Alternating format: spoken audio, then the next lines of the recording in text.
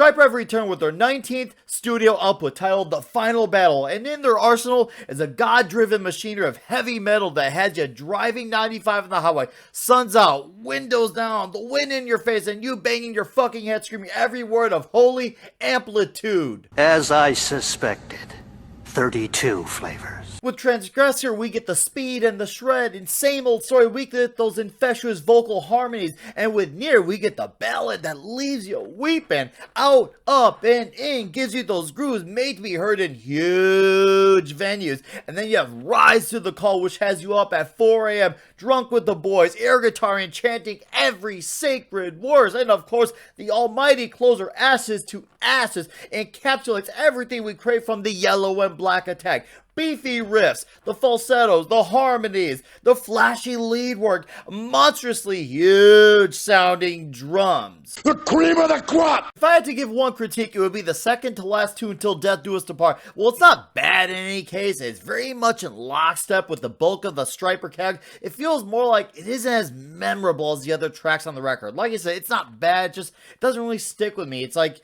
you just kind of like, maybe you would benefit more from being a B-side and maybe taken out of context on the album, but that track just did not resonate with yours truly. But let's get into the production of the album. It's clear, it's polished, the mix has the instruments mostly in line outside of the bass at times. I know I'm being that guy with the bass, but still it matters. And despite all that though, it still sounds abso-fucking-lutely gargantuan. And bless that sweet, sweet voice of Michael Sweet, because his voice, despite his advancing age, is in great form. And I also have to add that him and Ozfox are a dynamic duo as far as the guitars goes. These dudes are absolutely unsung virtuoso guitar heroes. I mean, come on, they got those flashy, amazing, dazzling leads, and they also have monster, hooky 80s, big, chunky, thick riffs that would just sound monstrous in arenas. You're like, dude, how come these guys weren't like the talk of the town type thing? Like, to be fair, yes, there was a lot of greats in the 80s, but come on, these guys should be the ones that more and more people were